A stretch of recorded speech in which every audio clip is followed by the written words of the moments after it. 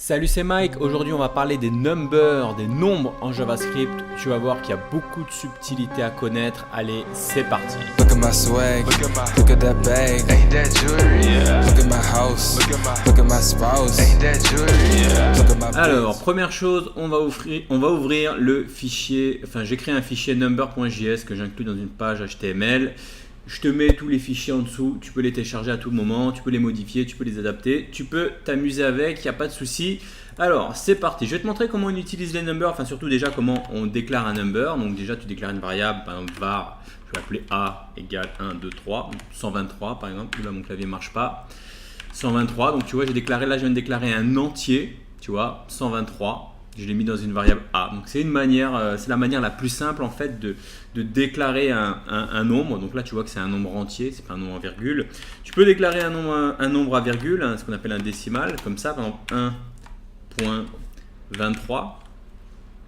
Tu vois.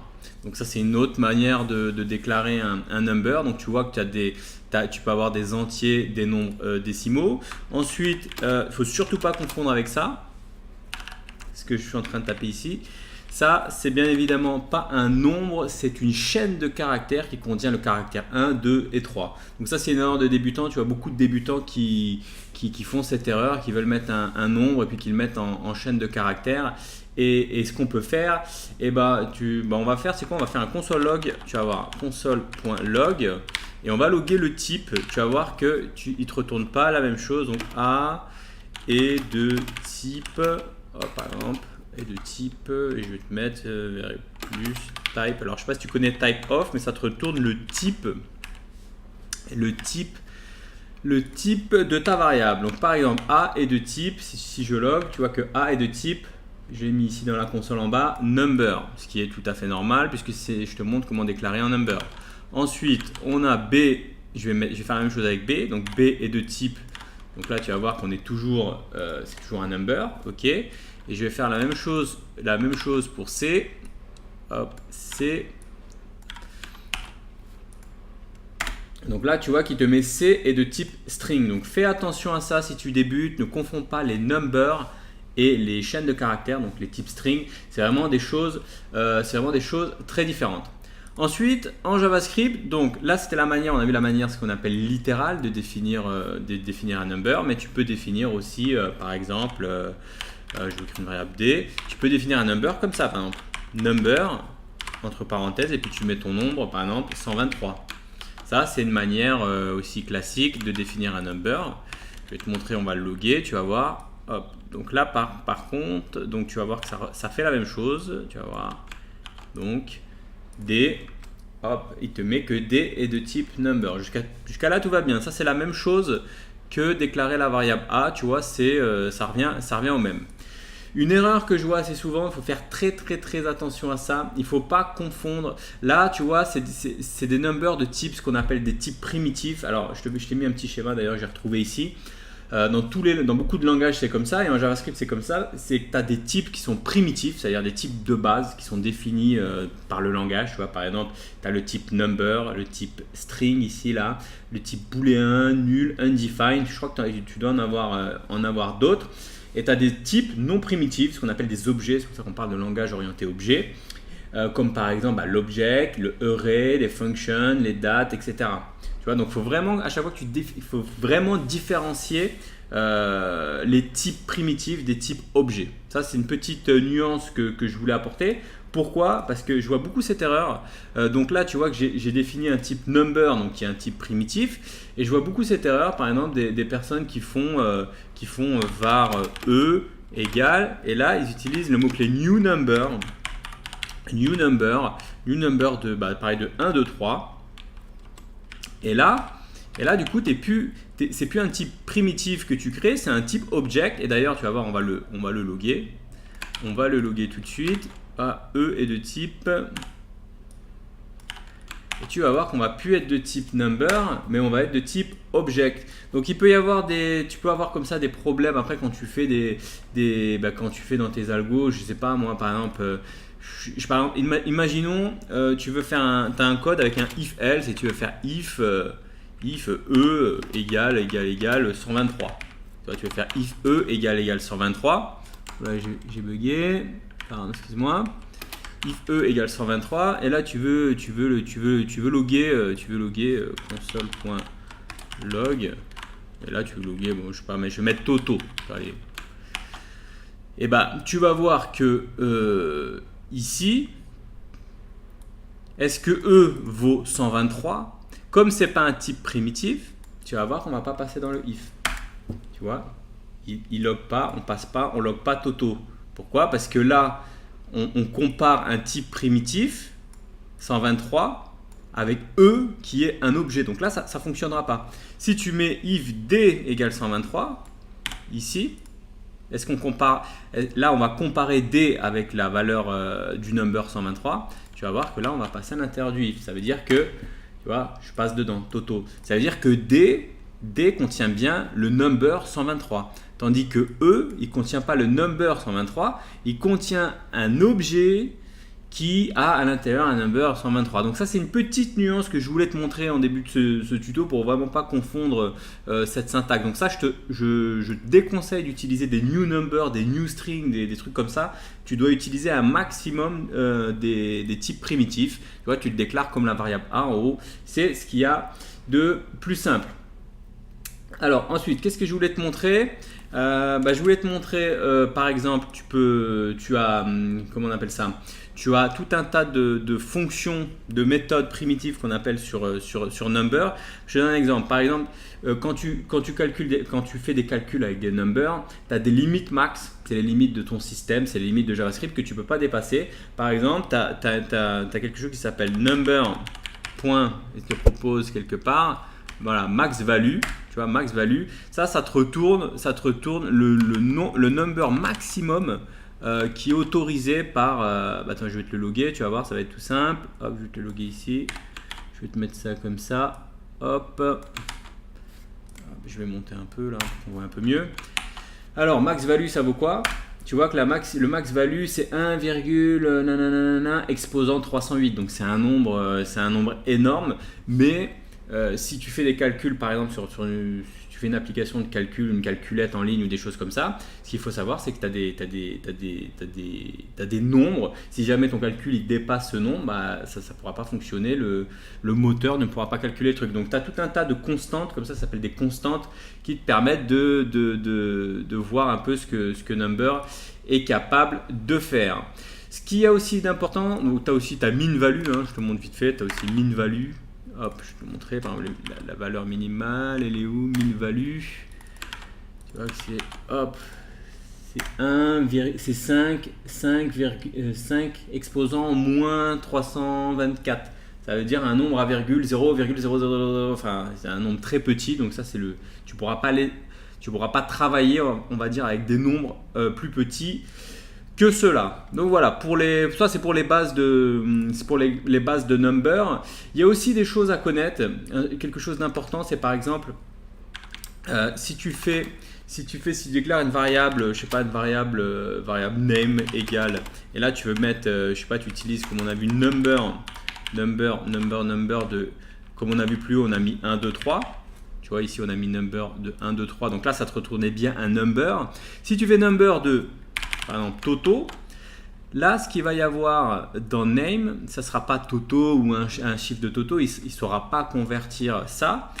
Donc du coup, qu'est-ce qu'il va te créer? Je vais te le loguer pour bien que tu vois ce qu'il va te mettre à la place. Il ne va pas péter, il va pas te poser de problème, mais il va te mettre, hop, je te le mets ici, il va te mettre ce qu'on appelle not a number. Tu vois, ici nan. Nan, c'est quelque chose qui est défini pareil par JavaScript, qui veut dire que ce n'est pas un number. C'est-à-dire que tu as essayé de faire un calcul ou quelque chose comme ça. Et par exemple, toi aussi, tu pourrais faire tes propres fonctions et dire, je sais pas, var machin, tu fais un calcul et puis à la fin, il y a un truc incohérent que tu peux pas coder, tu peux pas, je sais pas. Par exemple, je vais l'appeler name 2 ou peu importe comment je l'appelle. Et tu pourrais dire, c'est égal à nan. Tu vois, c'est une sorte de constante, not a number. Tu vois, c'est quelque chose défini par JavaScript. Et pourquoi c'est très utile? C'est très utile parce que tu as aussi une fonction de number justement qui s'appelle isNan pour vérifier, pour te dire est-ce que ce nombre est un number ou pas. Ça fonctionne comme ça. Et tu fais number.is, il te propose ici isNan. Donc is not a number, on va faire de celui-là hop, ici. Maintenant, je vais encore une fois le loguer. Console.log. Console.log de isNAND, non là. Qu'est-ce que ça nous donne? Attends, je vais mettre une petite chaîne de caractères pour qu'on puisse voir ici dans les logs. Tu vois, ici, est-ce que c'est un not number? C'est false. Pour que ça soit un not number, toc. Attends, je comprends pas là. isNAND, il devrait me mettre et attends, et lui, name 2, true. Ah, c'est marrant ça. Donc lui, il me dit que not a number et lui, il me dit pas que name 1 ce n'est pas. Bon, je reprends la vidéo là, j'ai coupé parce que j'ai eu vraiment un truc bizarre, tu vois. Je te montre le délire. Tiens, comme ça, on en découvre tous les jours, tu vois. Is not a number de name là. Is not a number de name. Normalement, il devrait me mettre true. Là, il me met false. Je sais pas pourquoi il m'a mis ça. Parce que name, number de Toto, ça devrait être not a number. Pourtant, ici, il me met false. Alors que ce n'est pas un number. Et quand je clique dessus, il part dans des délires de trucs qui ont été définis ailleurs dans Visual Studio. C'est la première fois que je vois ce délire. Donc ce que je vais faire, c'est un peu incompréhensible là, pour ce tuto. Je ne capte pas pourquoi lui, il part en couille et qu'il part dans les déclarations de Visual Studio. Bon, c'est bizarre. Mais enfin bref, je vais l'appeler et il faut le renommer. Et en fait, il y a une collision de noms bizarrement. Donc je vais l'appeler name 3. Bon, peu importe. Si toi, tu as si tu as une explication sur cette bizarrerie, sur cette anomalie, je veux bien savoir pourquoi le fait d'avoir une variable qui s'appelle name, ça soit redéfini plus loin dans. Tu vois, quand je clique dessus, là, j'en vais bien ici. Mais name normal, et un name normal, il part dans les trucs les définitions de Visual Studio. Enfin bref, si tu as une explication, n'hésite pas à me la fournir. Je vais renommer name en name 3, tout simplement, pour pas avoir des collisions de noms. Et donc, on reprend. Je disais, si tu fais number de Toto, là, il va te loguer, il va te dire, est-ce que c'est is not a number? Il te dit bien true. Tu vois, effectivement, c'est pas name 3 n'est pas un number, tu vois. Pareil pour name 2, là je l'ai défini comme ça, mais attends, hop, je vais mettre là name 2. Name 2, si je te mets name 2, pareil, il va dire true, ce n'est pas un number, on est d'accord avec ça. Et si tu as un vrai number, si par exemple je vais prendre un vrai number que j'ai défini plus haut, par exemple c'était quoi, on avait défini A c'est un vrai number. Qu'est-ce qu'il va dire? IsName de A, je vais mettre ici A. Là, il te met false. Tu vois, il te dit pas que ce n'est pas un number. Tu vois, ça c'est utile pour détecter des variables, pour savoir si c'est un number ou pas, ou si c'est pas un number. Donc, si c'est pas un number, tu arrêtes ton calcul et tu fais autre chose. Donc, ça c'est très utilisé. Le isNaN, is not a number. Autre chose aussi qui est très utile, c'est pour détecter pour savoir, tu vois, si c'est un integer, c'est-à-dire si c'est de type int. Ça s'appelle, c'est number, je vais faire un copier-coller, c'est isInteger. On va faire, hop, ça s'utilise comme ça. .isInteger, isInteger. Et isInteger on va prendre le A par exemple. Est-ce que le A ici qui était 123, est-ce que c'est un nombre entier? Écoutez là dans les logs. Est-ce que c'est un nombre entier? Oui, là il va te retourner true, tu vois. Effectivement, A, c'est un nombre entier, donc ça te permet de détecter si c'est un nombre entier ou non. Et par exemple, on a B. B, c'est pas un nombre entier, c'est un nombre à virgule, tu vois, c'est un float. Et c'est un décimal. Et on va voir ce que ça nous donne. isInteger pour B. Je vais te mettre ici B, tu vois, je vais copier-coller. isInteger de B. Hop. isInteger de B. Là, il te répond false, parce que B effectivement c'est un nombre à virgule et c'est pas un nombre entier. Donc ça c'est très utile aussi, c'est très utile pour détecter, pour savoir si tu utilises des nombres décimaux ou non. Autre chose qui est intéressante aussi, c'est tu as une fonction qui s'appelle comment ça s'appelle, parseInt number.parseInt. Tu as parsefloat aussi, mais c'est parseInt. Oula, qu'est-ce qu'il me fait, voilà. Et en gros, cette fonction, elle te permet de convertir une chaîne de caractères en un integer. Par exemple, je sais pas, on pourrait mettre comme ça une chaîne de caractères 1, 2, 3, où on avait mis une variable ici, la variable C, c'est une chaîne de caractères 1, 2, 3. Donc je vais plutôt mettre la variable C par exemple. Et là, bah, ça va le convertir. Et bah, qu'est-ce qu'on peut faire? Bah, tiens, ce que je vais faire, j'avais pas mis et de type, voilà, C. Ici, je t'avais mis C et de type et on voyait que c'était en string. Je vais te le remettre avant et je vais te le remettre après. Et ce que je vais faire, je vais le réaffecter ici dans la variable C. Donc, je te réexplique. Là, je vais te reloguer que C est de type string, chaîne de caractères. Comme tu peux voir ici, C est de type string. Ici, je vais faire un parse in de C, c'est-à-dire je vais transformer la chaîne de caractères en number et je vais le réaffecter. Je vais écraser C et je vais reloguer le type pour que tu vois que le type avant était de type string et ensuite il va se transformer en type integer. C'est parti. Voilà. Number, pardon, de type number. Donc tu vois qu'ici, quand je passe ici, on est bien de C est de type string. Ensuite, quand on fait un parse int, il le transforme en integer, mais de type number, tu vois, ce que tu vois ici, et on le relogue ici. Donc ça, c'est très utile pour parser des chaînes de caractères et les convertir en number. Tu as énormément de choses aussi que tu peux convertir. Bah, comme on a vu, quand tu fais ici, bah, tu convertis une chaîne de caractères en number. Tu peux faire aussi number de un nombre décimal, par exemple, comme on a vu en haut, 1.1 par exemple. Donc on reprend. Quand tu mets une chaîne de caractères 1.1, qu'est-ce que ça log? Donc tu as bien 1.1 ici. Maintenant, quand tu mets 1.11, attention à la petite subtilité, c'est qu'ici, il ne va pas détecter les deux, tu vois, il s'arrête il ne détecte pas le dernier, comment on appelle ça, le dernier 0. Tu vois, d'ailleurs, si tu mets ça 1.00, lui, il va le mettre en 1 directement, tu vois. Donc, il va supprimer les chiffres après la virgule, c'est une petite subtilité. Après, qu'est-ce que tu as comme conversion possible? Tu peux convertir avec les nombres, ce qu'on appelle avec les exponentiels, par exemple 1 exposant moins 1 par exemple, tu vois. Donc ça, bon, attends, je vais virer les logs, là ça me saoule un peu. Donc 1 exposant moins 1, tu vois que ça te met 0,1, normal. 1 exposant moins 2, etc. Tu vois, avec deux chiffres après la virgule. Donc tu vois qu'il est capable de détecter ce type d'expression, là, le E comme exposant. Ensuite, il est capable, si tu mets rien, pour lui c'est 0. Normalement ici, si tu mets rien, tu vas voir qu'il va te le convertir en une chaîne de caractères vide, c'est 0. Ensuite, il est capable aussi de convertir qu'on appelle ça, en hexadécimal. Par exemple, 0x11, je crois que ça donne 17. Tu vois qu'il l'a converti en 17. Ensuite, il est capable de te convertir du binaire. Par exemple, si tu fais 0B11, B11, ça je crois que ça fait 3 en binaire. Hop, tu vois, il te le convertit. Il te convertit aussi de ce qu'on appelle de l'octal. Octal avec un O à la place de B. Donc tu vois, le X c'est hexadécimal, B c'est pour du binaire, O c'est pour de l'octal.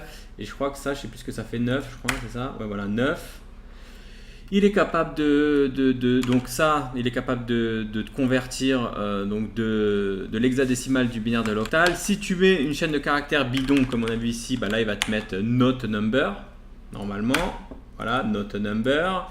Et si tu mets un nombre, par exemple tu mets un vrai nombre normal et puis tu t'es trompé, tu mets une chaîne de caractères, un caractère en plus, et bah qu'est-ce qui va se passer? Tu vois qu'il va te mettre not a number. Donc, il faut faire très attention à tout ça. Donc voilà, c'était une petite présentation assez rapide de Number.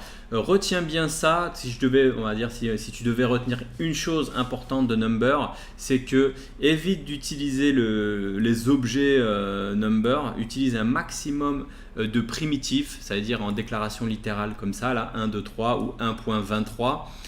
Les numbers ils peuvent être des types entiers ou de type à virgule, là, ce qu'on appelle des nombris 3E, mais on ne va pas rentrer dans les détails. Qu'est-ce que je peux te dire d'autre? Oui, tu as tout un tas de fonctions, enfin de constantes qui déterminent les minimums, values, les maximums. Tu peux aller voir on peut aller voir la JSDoc, hein, tu vas voir si je te mets MSDN number, hop, on va trouver ça. Voilà, number JavaScript. Et là, tu vas voir qu'il va te mettre, tu vois que tu as beaucoup de choses. Donc epsilon, max value, max safe integer, negative infinite, ouais, tu peux définir l'infini, etc. Tu as tout un tas de méthodes, is infinis, machin, parse in, tu vois, celle que je t'ai montrée. Voilà, donc tu as quand même tout un tas de méthodes, de fonctions qui sont associées au number. C'est très utile. Quand on débute, il faut faire très attention au number parce qu'il y a des petites subtilités à connaître, notamment les conversions, notamment le parsing, notamment les comparaisons, hein, comme tu vois ici, là, comme je t'ai fait le d égale machin. Si tu fais, s'il ne faut pas confondre avec de comparer avec une chaîne de caractères, par exemple, etc. Voilà, on arrive à la fin de ce tuto. N'hésite pas à mettre un petit pouce bleu si tu as aimé, de mettre tes commentaires en dessous. Si tu me découvres, tu peux t'abonner à la chaîne. N'oublie pas la petite cloche de notification. Je te dis à bientôt pour un prochain tuto JS ou autre. Salut! Look at my swag, look at that bag, ain't that jewelry? Yeah. Look at my house, look at my spouse, ain't that jewelry? Yeah. Look at my bitch, look at my whip, ain't that jewelry? Yeah. Look at my swag, look at that bag, ain't that jewelry? Yeah.